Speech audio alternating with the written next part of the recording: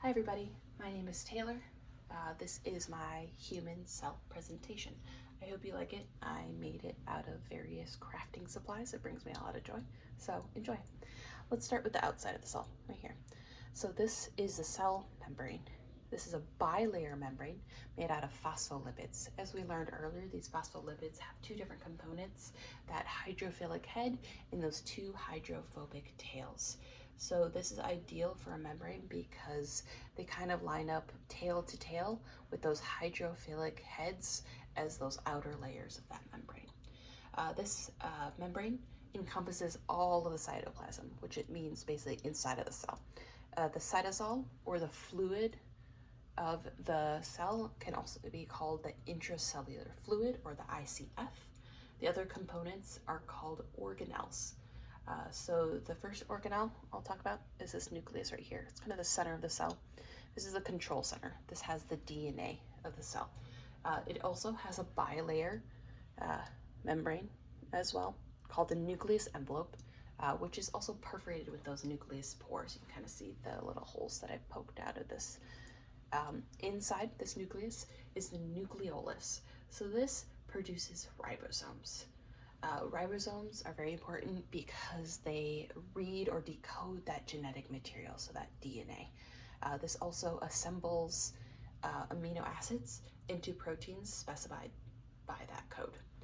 These can be found in the ER over here, in mitochondria also, or they can be known as free ribosomes throughout the cell in that cytosol. This is that next part.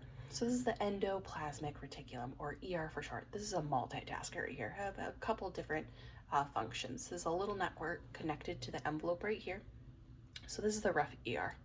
So the rough ER is basically the protein factory, the production center. It has those ribosomes all throughout the interconnected network. The other one right here is smooth ER. So obviously there's no ribosomes in there. This works to detox the plasma. So this is a detoxification area. So next one I'm going to talk about is this Golgi complex, or Golgi apparatus. This is a small flat stack of cisterns, which cisterns basically means flattened sack or space.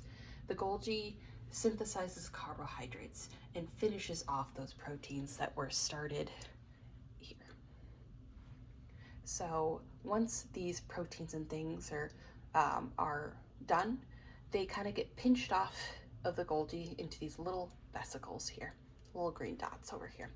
So there's a couple of different things that vesicles can become, basically. So they could either become lysosomes, or they can travel out the cell through the membrane and perform different tasks. So these lysosomes are small hollow packets full of enzymes. So these are the blue with the little purple in the center. That purple I kind of meant for it to be those enzymes that fill up that lysosome. The blue is kind of just that layer that protects those enzymes. So we have labeled about 50 different kinds of enzymes that can be found in lysosomes. Their job is to hydrolyze proteins, nucleic acids, complex carbohydrates, phospholipids, etc. Their job is to kind of digest and dispose of surplus and non-vital components. Something that's very similar to the lysosomes are these little peroxisomes. So very similar, but they contain different enzymes. Their job is to basically use oxygen to oxidize organic molecules. In doing so, one of the byproduct is hydrogen peroxide of this little reaction that they do. Another one that we're going to talk about is mitochondria. Mitochondria is basically a powerhouse. So this is where they synthesize ATP, or energy. They don't necessarily make ATP, but they extract it from other organic components or compounds around them. They also have their own little ribosomes, so you can kind of see. And they have their own mitochondrial DNA, which is pretty fun. So last but not least are these little centrioles. It's the best way that I can kind of think of not 3D kind of show them. I don't have the skill to do that.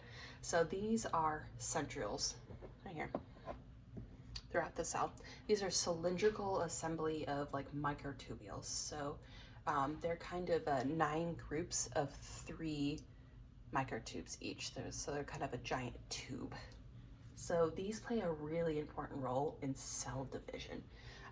So a couple different things that they can do. They establish cell polarity. They also ensure proper chromosomal separation when the cells are dividing.